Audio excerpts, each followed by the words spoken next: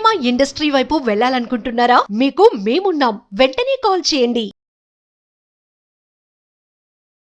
నమస్తే కళ్యాణ్ గారు. నమస్తే జయ గారు. కళ్యాణ్ గారు, ఫ్యామిలీ మెంబర్స్ మధ్య బౌండరీస్ ఉండాలా?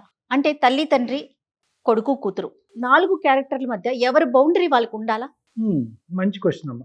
అమ్మ, పరిధులు అనేటటువంటిది, బౌండరీస్ అంటే పరిధులు, లిమిటేషన్స్ అనేది సర్వసహజంగా ఏంటంటే అన్నింటిలో పెట్టుకుంటాం మనం. చదువులో పరిధులు పెట్టుకుంటాం, అన్ని కానీ మానవ సంబంధాల్లో కూడా పరిధులు పెట్టుకోవచ్చా? పరిధులు పెట్టుకుంటే అడ్వాంటేజెస్ ఉంటుందా లేదా అనేటటువంటిది ఒకటి.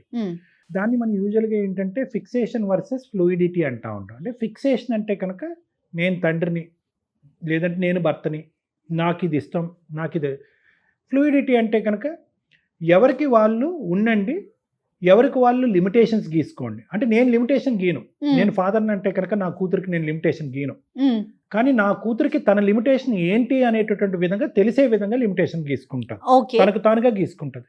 అలాగే నా కొడుక్కి వాళ్ళకు ఉండేటటువంటి అనుభవాలు బట్టి, నేను చిన్ననాటి నుంచి చెప్పేటటువంటి అంశాలు బట్టి ఎవరికి వాళ్ళు లిమిటేషన్స్ గీసుకుంటాం. దీన్ని ఫ్లూయిడ్ లివింగ్ అంటారు, దాన్ని ఫిక్స్డ్ లివింగ్ అంటారు. ఓకే.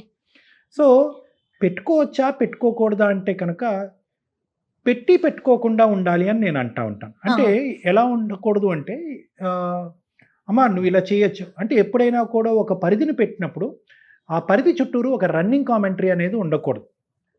నేను లాస్ట్ ఇయర్ ఇదే టైంకి నా భార్యకి కానీ, నా కూతురికి కానీ, కొడుకు కానీ ఈ విధంగా ఉంటే బాగుంటుందేమో, నాకు ఇది ఇష్టం, ఇది నా అభిప్రాయం అనేటువంటి విధంగా చెప్పాను.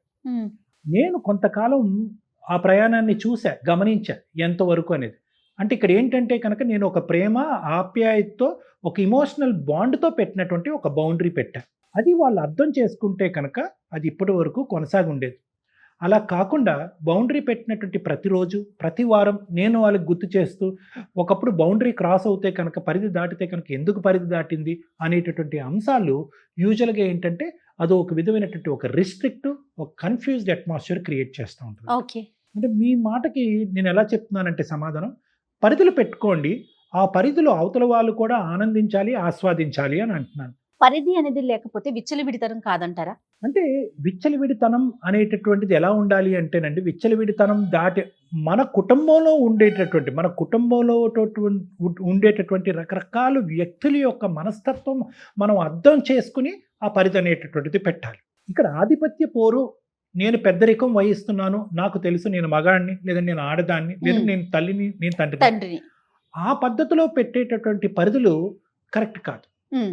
వాళ్ళ యొక్క వ్యక్తిత్వం అర్థం చేసుకుని, వాళ్ళ యొక్క ఆలోచన శైలి, వాళ్ళ అనుభవాలు, వాళ్ళ ప్రవర్తనను చూసి దాన్ని బట్టి పరిధులను పెట్టండి. ముందు జాగ్రత్తగా పరిధులు పెట్టేది కరెక్ట్ కాదు, ఆధిపత్య పోరుగా పెట్టేటటువంటి పరిధులు కరెక్ట్ కాదు.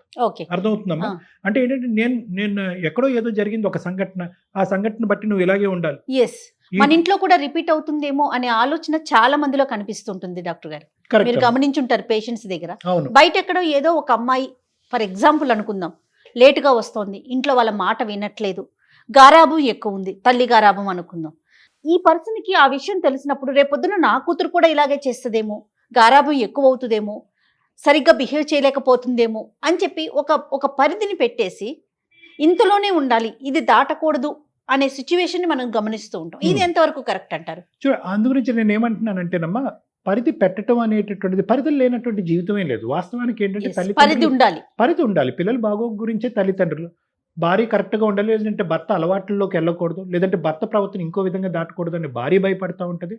భార్యకు బహుశా పరిధులు పెట్టకపోతే కనుక సమాజంలో జరిగేటటువంటి అంశాలకి తినుబారిన పడుతుందేమో అనేటటువంటి భయం భర్తకుంటుంది. అదేవిధంగా భార్యాభర్తలు ఇద్దరికి, తల్లిదండ్రులకి ఇద్దరికి పిల్లల మీద ఒక పరిధి.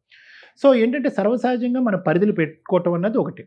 కానీ నేను అనేది ఏంటంటే పరిధులు పెట్టుకునేటటువంటి క్రమంలో పెద్దవాళ్ళ పిల్లలతో అయినా ఏ విధంగా అయినా కూడా, అంటే మనం యూజువల్గా మాట్లాడుకునేది ఇక్కడ నలుగురు గురించే మాట్లాడుతున్నాం, ఇక్కడ అత్త మామ ఇలాంటివి తీసుకురావట్లేదు. ఒక సింగిల్ న్యూక్లియర్ ఫ్యామిలీలో పిల్లలకి ఏ స్థాయిలో పరిధులు పెట్టుకోవచ్చు, పెద్దవాళ్ళు వాళ్ళు ఎంత పరిధిలో పెట్టుకోవచ్చు. దీనికి ప్రధానంగా 3 నుంచి 4 అంశాలు ఉంటాయి.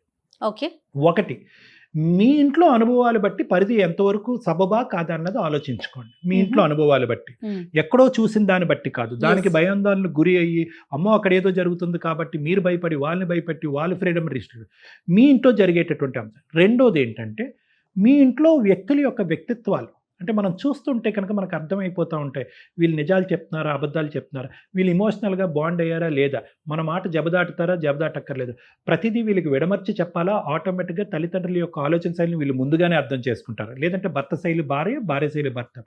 సో వ్యక్తిత్వాలు బట్టి రెండోది పరిధులు. మూడోది ఏంటంటే కనుక మనం పరిధి పెట్టడం వల్ల వాళ్ళు స్వీకరించి ఆస్వాదిస్తున్నారా, ఉక్కిరిబిక్కిరి అవుతున్నారా, ఇది మూడో అంశం. అంటే వాళ్ళు ఆస్వాదించాలి. అమ్మ నాన్న బిలే ఐడియా చెప్పారు, ఏమండి మీరు చాలా బాగా చెప్పారు, అవును బయట ప్రపంచం అలాగే ఉంది కాబట్టి నన్ను ఆ విధంగా తిరగద్దు, ఆ విధంగా ఆలోచించద్దు అంటున్నారు. లేదంటే మొబైల్ ఎక్కువగా వాడుతున్నాం కాబట్టి కళ్ళు పాడవుతాయో, లేదంటే అందులో. ఇది మూడో అంశాలు, వాళ్ళు ఆస్వాదిస్తున్నారా లేదని. నాలుగో అంశం ఏంటంటే చాలా ముఖ్యమైనటువంటి అంశము, ఒకసారి పరిధి పెట్టాక మీ గౌరవం నిలబట్టాలి అనేటటువంటి విధంగా ఒక పరిధిని పెట్టండి. ఒక గౌరవం నిలబట్టే విధంగా పరిధిని పెట్టండి. ప్రేమ ఆప్యాయతో వాళ్ళు పరిధిని నిలబెట్టుకునే విధంగా చూడండి, కానీ వెంటాడి వేటాడద్దు. నేను ఇదే చెప్పాను అప్పుడే మర్చిపోయా, అదొకటి. ఐదోది ఏంటంటే ఒకసారి పరిధిని డైవర్ట్ అవుతే కనుక క్షమించండి. ఇవేమి ఫండమెంటల్ రైట్స్ లేదంటే రూల్ బుక్ కాన్స్టిట్యూషన్లో ఉండేటటువంటిది కాదు.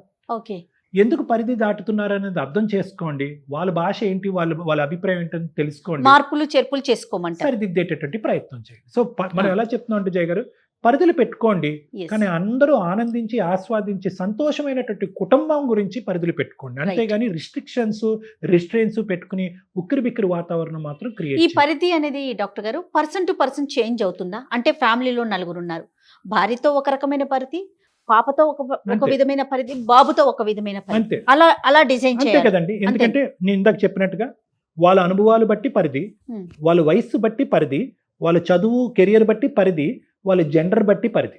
ఆడపిల్లకి ఒక పరిధి పెడతాం, మగపిల్లడికి ఒక పరిధి పెడతాం, ఎందుకంటే సమాజంలో జరిగేటటువంటి అకృత్యాలు ఇలాంటివి ఉంటాయి కదా.